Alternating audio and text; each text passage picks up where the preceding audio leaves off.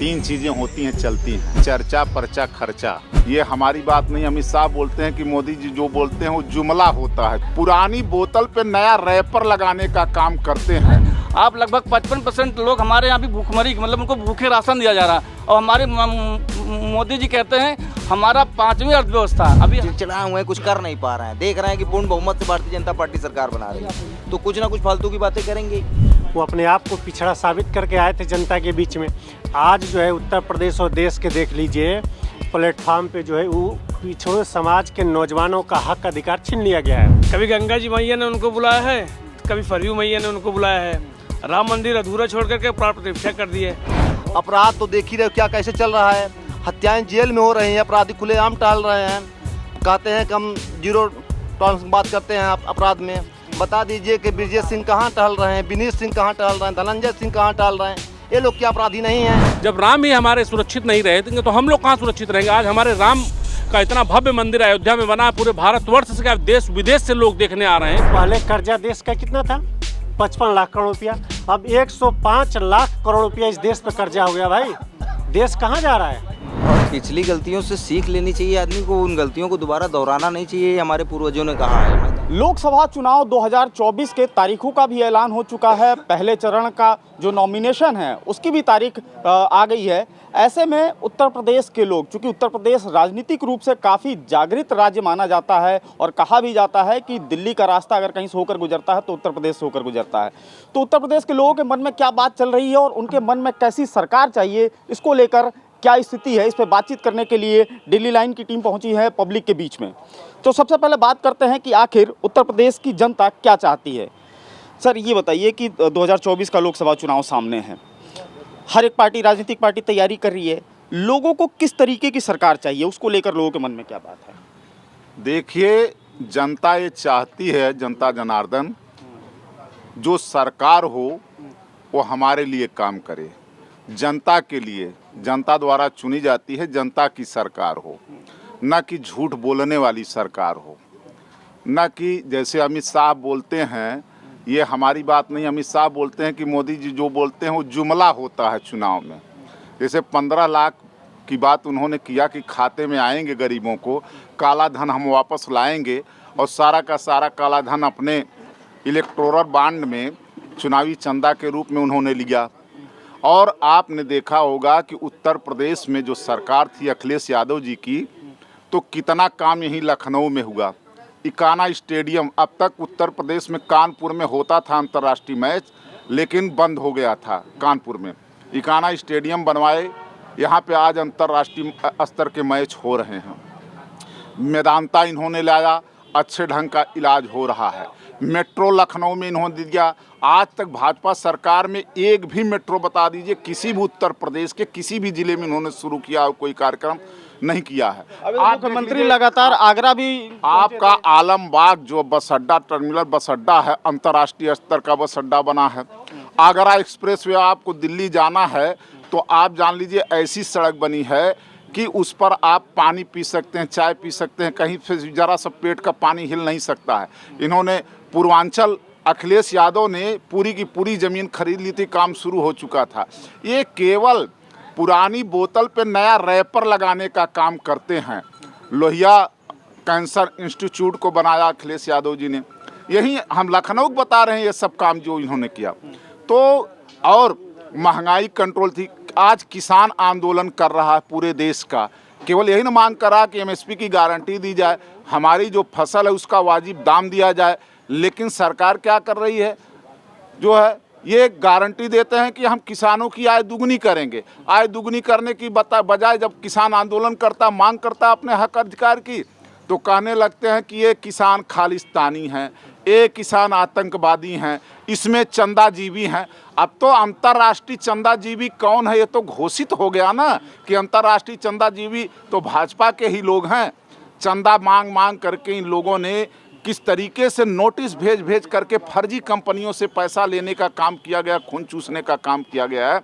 और महंगाई की बात आप जान लीजिए कि 300 रुपये किलो टमाटर, जब यहाँ टमाटर महंगा था तो हमारे मेन स्ट्रीम की जो मीडिया थी वो दिखाती थी कि पाकिस्तान में चिकन 1200 रुपये किलो बिक रहा है, वहाँ प्याज 800 रुपये किलो बिक रहा है। सिलेंडर पे भी दाम कम किए हैं और पेट्रोल पे भी कह रहे हैं, तो हमने तो दाम कम कर कितना दिया। कम किया? हम एक कहानी बता देते हैं, आप कहानी के माध्यम से समझा देते हैं।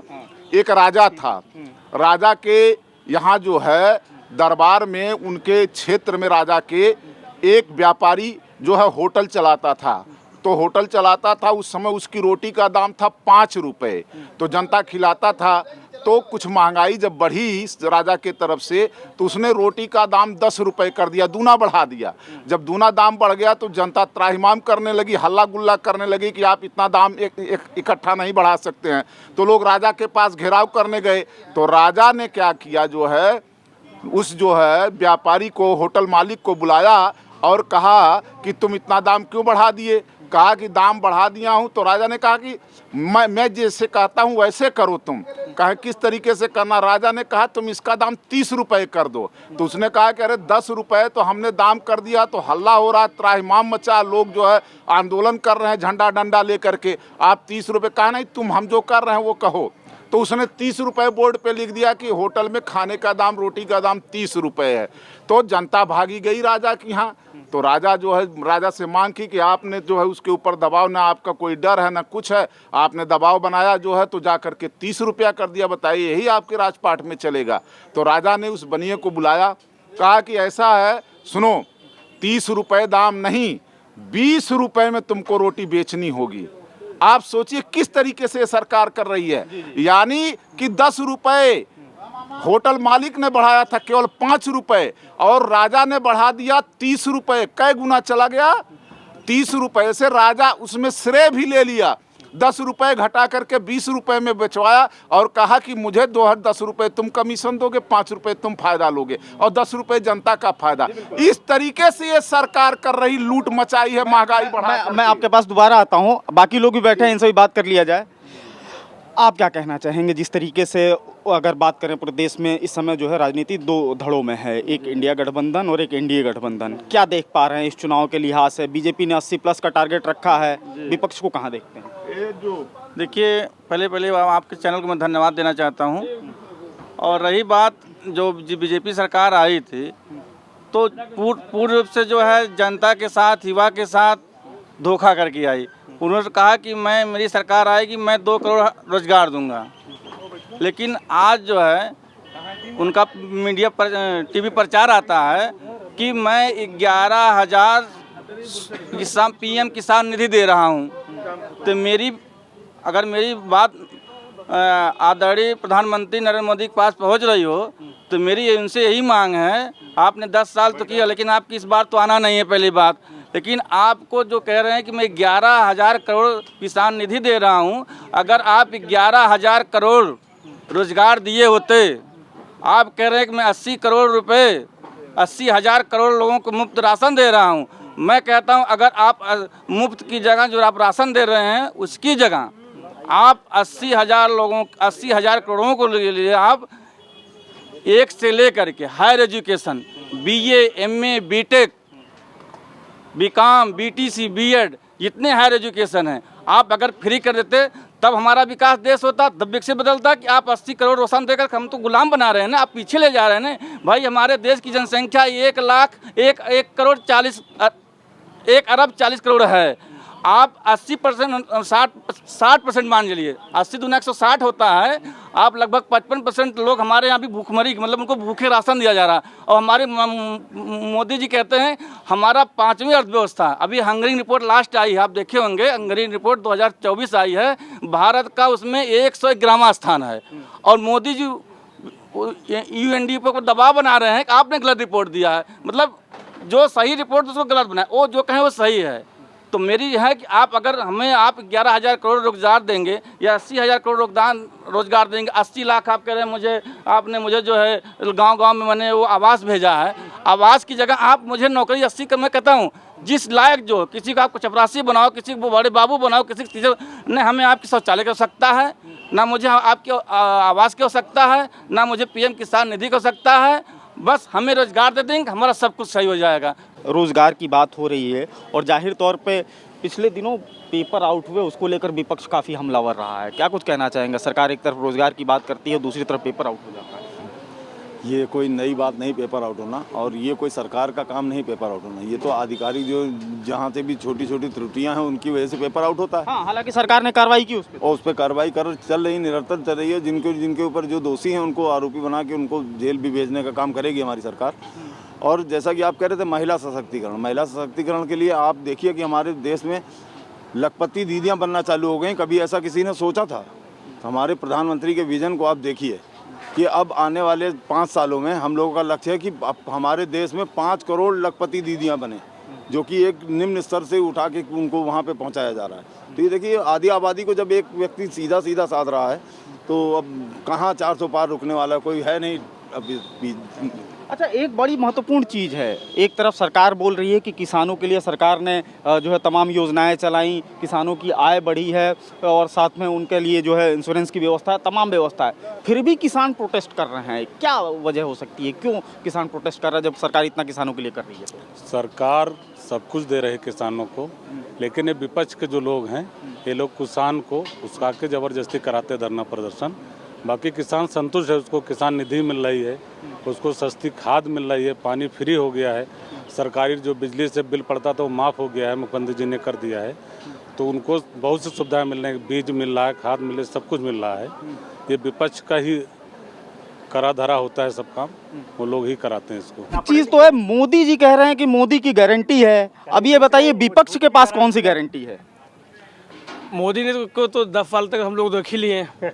रोजगार के मुद्दे पे, बेरोजगारी के मुद्दे पे, हर मुद्दे पे कभी गंगा जी मैया ने उनको बुलाया है, कभी सरयू मैया ने उनको बुलाया है। राम मंदिर अधूरा छोड़ करके प्राण प्रतिष्ठा कर दिए। अभी भी आप जाइए, मीडिया के माध्यम से मैं कहना चाहता हूँ, मंदिर अभी अधूरा हुआ है और उन्होंने प्राण प्रतिष्ठा डाल करके उन्होंने कह दिया कि मैं पूरे उत्तर प्रदेश में हिंदुस्तान के लोग राम जी आ गए हैं। मैं पूछना चाहता हूँ, बेरोजगारी का मुद्दा रहा हो, राम जी तो आ ही गए हैं ना, आपके हिसाब से अभी नहीं आए? राम जी तो हमको हमारे हिसाब से आप देखिए मंदिर उनका हुआ है। जो आपके शंकराचार्य जी ने उन्होंने कहा था कि जब तक ऊपर गुम्बद नहीं बनता तब तक मंदिर पूर्ण रूप से सही नहीं होती है। आप भी सुने होंगे। मैं आपसे इतना कहना चाहता हूँ, इलाहाबाद संस्कृति सभ्यता पहचान का सहारा है, जहाँ दूर दूर लोग पढ़ने आते हैं, वहाँ काफ़ी संख्या में लोग बेरोजगारी के दौर पे आत्महत्या कर लिए। वहाँ हमारे उत्तर प्रदेश में हर घर पे बहुएं, बेटियां, बेटे पढ़ने आए थे। टीजीटी और पीजीटी का फॉर्म 2 साल हो गया भरे। इन्होंने कहा था कि मैं जल्दी जल्दी नौकरी दूंगा, 2 साल हो गए फॉर्म भरे, अभी तक एग्जाम नहीं करा पाए उसके। और मैं आपसे कहना चाहता हूँ, भारी संख्या में लड़के और लड़कियाँ वहाँ फांसी लगा लिए हैं। 5,000 रुपये में कमरा मिलता है, उसके बाद उनको दाल चावल हर की चीज़ की ज़रूरत पड़ती है। और गरीब किसान किस तरह पालता आप देख रहे हैं। इन्होंने कहा था 2017 में कि मेरी सरकार बना दीजिएगा, मैं आपको रोजगार दूंगा। और अखिलेश यादव की सरकार की जो भी भ्रष्ट सरकार बनाए थे, ये इनके कहने का मतलब कि मैं आपकी जांच कराऊंगा। मैं तो कहा लोक सेवा आयोग, इनके डबल इंजन दोनों सरकार 10 साल वाली चल रही है, क्यों जांच नहीं करा पाए? भाई नौकरियों ने हम लोगों ने तो सीधे पट्टी बुला दिया है। 60 लाख नौकरी रोजगार माननीय अखिलेश यादव जी ने दिया था। क्या क्या कन्या विद्या दिन दिया, बेरोजगारी भत्ता दिया, उन्होंने क्या नहीं दिया? कौशल विकास यात्रा, उन्होंने रोडों के कैसे बनाया। आज आप देखिए क्या हाल है। जो मेला भी इलाहाबाद में हुआ है, संगम जो सबसे बड़े तीर्थ अवतार बोलता है, मेला के दरदफा वो थी कि पानी पे चू रहे थे, टपक रहे थे, ठुठुर के लोग ठंडी में मर रहे थे जो है। और ये कहते मैं रोजगार दूंगा, मैं व्यापार दूंगा, आइए हमारे यहाँ निवेश करिए। कौन सा निवेश देख रहे हैं आप? सही बात, लेकिन ये तो दावा कर रहे हैं कि मतलब 1 ट्रिलियन उत्तर प्रदेश जा रहा है और वो सब तमाम बातें हैं। आप बताइए, आप क्या कहना चाहेंगे? देखिए, जैसा कि आपने भी कहा, देश के प्रधानमंत्री गारंटी लेकर टहल रहे हैं। क्या देश के प्रधानमंत्री जी गारंटी तब भी लिए थे कि जब मैं सरकार में आऊँगा प्रतिवर्ष 2 करोड़ रोजगार नौजवानों को मैं दूंगा। क्या उन्होंने गारंटी पूरा किया? उन्होंने कहा तक महंगाई चरम सीमा पर है। जब गैस सिलेंडर 414 रुपये में था 2013 में, तो उन्होंने कहा मैं सरकार में आऊँगा तो कम कर दूँगा। आज 1100 रेट है गैस सिलेंडर का। कहाँ गई महंगाई? भैया अभी बता ही रहे थे, प्याज का क्या रेट था, टमाटर का क्या रेट था। महंगाई चरम सीमा पर है। देश के प्रधानमंत्री और देश के गृह मंत्री को झूठ बोलने में लगे रहते हैं 24 घंटा। देश की जनता को गुमराह कर रहे हैं। पिछले के नाम की बात करते हैं, पिछले को शोषण करते हैं। अत्याचार चरम पर है। नौजवानों को रोजगार चाहिए, रोजगार है ही नहीं देश प्रदेश में। हम लोग भटक रहे हैं। इस समय हम लोग आत्महत्या करने का गार्ड चल रहे हैं। ये सरकार की नीतियाँ हैं। इसके अलावा आप तो देख ही रहे क्या है, अपराध चरम अपराध तो देख ही रहे क्या कैसे चल रहा है। हत्याएं जेल में हो रही हैं, अपराधी खुलेआम टहल रहे हैं। कहते हैं कि हम जीरो टॉलरेंस की बात करते हैं अपराध में। बता दीजिए कि ब्रिजेश सिंह कहाँ टहल रहे हैं, विनीत सिंह कहाँ टहल रहे हैं, धनंजय सिंह कहाँ टहल रहे हैं। ये लोग क्या अपराधी नहीं हैं? किस अपराध की बात कर रही सरकार? लेकिन जिन अपराधियों पे अगर कार्रवाई हो रही है, जिनका अगर आपराधिक इतिहास रहा है, तो कार्रवाई भी तो सही है। क्या जाति देख कर अपराध क्या कार्रवाई होना जरूरी है? जाति देख कर कार्रवाई हो रही उत्तर प्रदेश में, आप देख रहे हैं। केंद्र सरकार क्या कर रही है वो आप नहीं देख पा रहे हैं, प्रदेश सरकार क्या कर रही है आप नहीं देख रहे हैं उस चीज़ का। मतलब अपराधियों की भी सरकार की तरफ से जाति निर्धारित कर दी गई है। वो जाति सरकार ही जात के आधार पर चल रही, पिछड़ों के नाम पर। अभी हमारे एक माननीय मंत्री जी भी बने, राजभर जी अभी गए हैं सरकार में। उन्होंने कहा कि जितना मैं बोलता हूं बस केवल जुमला बोलकर जाता हूं, जो मैं चुनाव में घोषणा किया जुमला था, आज मैं नतमस्तक हो गया हूं, आज मैं सही रास्ते पर हूं। ऐसे लोग सरकार में हैं। CBID की देख ही रहे हो क्या हरकत है देश प्रदेश में, ये सरकार चल रही है। ये जो हैं ये आंदोलनकारी किसान हैं। आप सच्चा किसान आप जाके खेतों में देखिए, जो एक किसान है वो अपने खेत की उसमें लगा हुआ है, वो वहाँ आंदोलन करने नहीं गया। मैंने कितने भी अभी पीछे किसान आंदोलन हुए, लेकिन कहीं भी सच्चाई नहीं थी। इन लोगों राजनीतिक दलों ने उसका राजनीतिकरण करके उसको बढ़ावा दिया, बस और कुछ नहीं किया। अच्छा, एक और बड़ी चीज़ है, राजनीतिक दलों ने बढ़ावा दिया। यूपी के 2 लड़के फिर एक बार साथ में हैं, यानी कि राहुल गांधी, अखिलेश यादव। इससे पहले भी वो साथ में आए थे, तो हालांकि उस समय बहुत कुछ जो है उनके हिस्से में नहीं आ पाया था, या जिस चीज़ के लिए वो साथ में आए थे वो नहीं मिल पाई थी, लेकिन इस बार बड़ी मजबूती से साथ में आ रहे हैं। तो क्या लगता है यूपी के ये लड़के फिर कमाल करेंगे इस बार? पिछली बार भी बहुत मजबूती से आए थे, और पिछली गलतियों से सीख लेनी चाहिए आदमी को। उन गलतियों को दोबारा दोहराना नहीं चाहिए। हमारे पूर्वजों ने कहा है, हमारी दादी कहानी सुनाया करती थी, एक बार जो गलती कर दो उसको दोबारा दोहराना नहीं चाहिए। तो ये बार बार अपनी गलतियां ही दोहरा रहे हैं, तो समझ लीजिए बच्चे अभी बड़े हो नहीं पाए, और आने वाले कुछ सालों में भी मेरे ख्याल से नहीं लगता कि बड़े हो पाएंगे। इनको ये कहीं से सरकार नहीं बना रहे हैं, कहीं से फाइट में भी नहीं है। अब की बार पूरी तरीके से भारतीय जनता पार्टी पूर्ण बहुमत से सरकार बना रही है। ये 1, 2 नहीं 10, 20, 50 पार्टियाँ भी मिल जाएँ तब भी हमारा कुछ नहीं उखड़ने वाला। मतलब ये पार्टियां मिल जाएं। टीएमसी ने एक जो है कल प्रधानमंत्री के ऊपर जो है आचार संहिता के उल्लंघन का मुकदमा दर्ज कराया है, तो टीएमसी काफ़ी मजबूती से प्रोटेस्ट कर रही है। करने दीजिए मजबूती से, हर आदमी लगा हुआ है अपनी अपनी मजबूती से। हम लोग कोई कमज़ोर नहीं है। ममता बनर्जी को चोट भी लग गई। अभी देखिए क्या क्या होता है। अभी चोट लग जाए, हो सकता है बाथरूम में फिसल के गिर जाए तो कह दे विपक्ष ने हमला करवा दिया। ये सब चीज़ें तो चुनाव में आप लोग भी जानते हैं कि मुद्दे बनाए जाते हैं। आप एक बात बताइए, इस समय उत्तर प्रदेश की अगर बात की जाए तो खास तौर से देखा जा रहा है कि एक तरफ एनडीए है, दूसरी तरफ इंडिया है।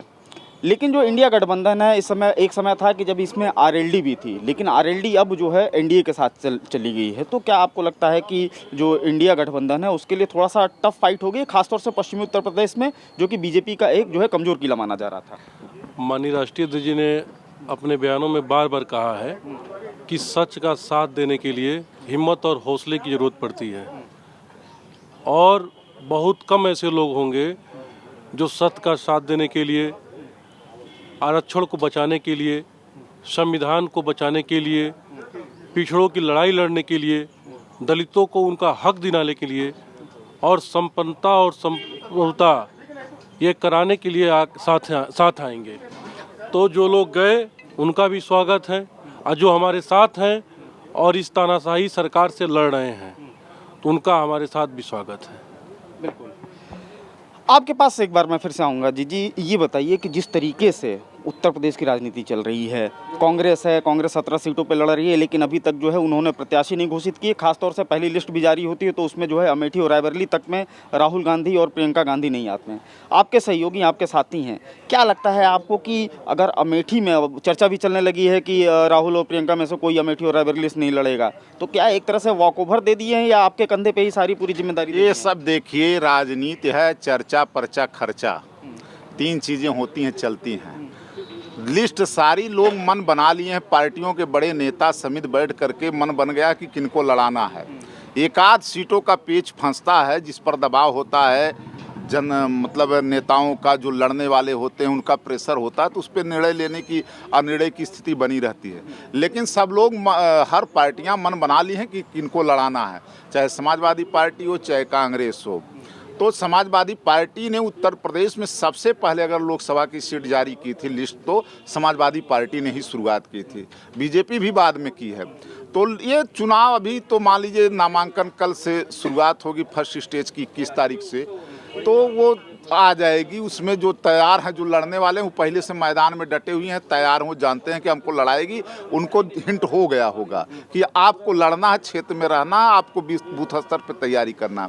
जैसा कि अभी आप शुरू किए थे कि महिला सुरक्षा की बात, तो महिला सुरक्षा पे नारा हर जगह ये नारा देते हैं कि बेटी पढ़ाओ बेटी बचाओ। बीएचयू की पहली घटना बताते हैं कि वहाँ पर जब योगी और मोदी की दोनों लोगों की रैली हुई थी, तो बीएचयू की लड़कियां जो है लंका गेट पे बैठ करके आंदोलन कर रही थी। मोदी और योगी के सामने उन बेटियों को लाठियों से पीटा गया था। मोदी जी तो परसों बोल रहे थे कि शक्ति के लिए हम जान दे देंगे। सुन लीजिए, उस शक्ति स्वरूपा की जो बात कर रहे हैं मोदी जी, जो शक्ति स्वरूपा गुजरात में बैठी हैं, आनंदीबेन जी, उनको शक्ति स्वरूपा महिलाओं में नहीं आती हैं। वो पूरे देश का ठेका ले रहे हैं कि मेरी गारंटी है कि मैं जो है पूरे देश की शक्ति स्वरूपा महिलाओं की गारंटी लेता हूं। क्या वो महिला की गारंटी इन्होंने लिया जिसके साथ 7 फेरा लिया हुआ था? मैं हमला नहीं करना चाहता था, 7 फेरा लेने के बाद उसकी गारंटी नहीं ले पाए। और जब वो गुजरात के मुख्यमंत्री थे, आप बताइए इस देश में कौन सी न्याय की बात की जाएगी? गुजरात के मुख्यमंत्री जब वो नामांकन किए थे तो उसमें अपनी पत्नी का नाम उन्होंने जो है दर्शाया नहीं था। जब विरोध हुआ, जब कांग्रेस के लोगों ने, दिग्विजय सिंह ने इसका मुद्दा उठाया कि आपकी पत्नी हैं, तब इन्होंने जो है बाद में जो है एफिडेविट लगा करके स्वीकार किया कि वो हमारी पत्नी है। इनको तो धन्यवाद देना चाहिए कि कांग्रेस वालों को, कि कांग्रेस वालों ने उसको हक दिलवा दिया कि वो प्रधानमंत्री मोदी की पत्नी है, जो सच्चाई बता रहा हूँ आपको। और दूसरी उनकी जो लंबरदार नेता हैं, वो बोलती हैं किसी भी नेता के लिए, ये लोग कहते हैं कि व्यक्तिगत हमला न किया जाए। हम लोग व्यक्तिगत हमला नहीं करते हैं, लेकिन आप बताइए, ये किसी को डायरेक्ट बोलेंगी चारा चोर, अब बताएगा हम लोग मोदी के परिवार हैं। क्या विपक्ष के नेता मोदी के परिवार नहीं हैं? मोदी केवल भाजपा के प्रधानमंत्री हैं। वो पूरे 1 अरब 40 करोड़ लोगों का जो बोलते हैं, सारे लोगों के प्रधानमंत्री, सारे लोगों की जिम्मेदारी, चाहे वो लोकतंत्र में पक्ष विपक्ष होता है, सबको देखना चाहिए। लेकिन इन्होंने क्या किया? एक तरफा काम किया। ये किसी के ऊपर व्यक्तिगत हमला करेंगे। आपकी बहुत अच्छी लगी जो आपने ये कहा कि प्रधानमंत्री सिर्फ बीजेपी के नहीं हैं, पूरे देश के हैं। तो साफ तौर पे जो है पार्टी को भी इस तरीके से सोचना चाहिए। और चूंकि अब जो है देश चुनाव के मुहाने पे खड़ा है, लोकसभा चुनाव होने जा रहे हैं, तो जाहिर तौर पे ये राजनीतिक चर्चा चलती रहेगी। लेकिन ये तो जनता ही बताएगी कि आखिर किसके सर पे इस देश का ताज थमेगा, जब जो है चुनाव की काउंटिंग पूरी होगी और नतीजे आएंगे। कैमरा पर्सन आशीष वर्मा के साथ मार्तंड सिंह, डेली लाइन, लखनऊ।